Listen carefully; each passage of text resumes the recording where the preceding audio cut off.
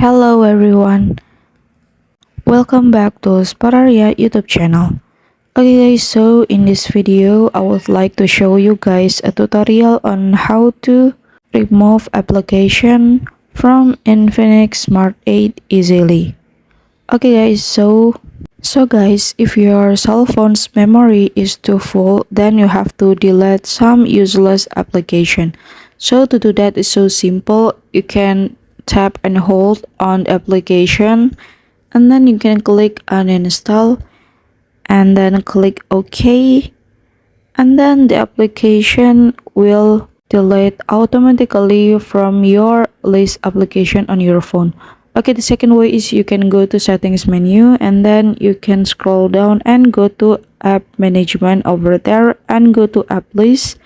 So here you can choose one of the application that you want to delete. So here I choose this one, and you can click uninstall, click OK, and then the application will no longer appear on the application list of your phone. So yeah, here's the tutorial on how to delete or remove application from Infinix Smart 8 easily. And thank you so much for watching guys.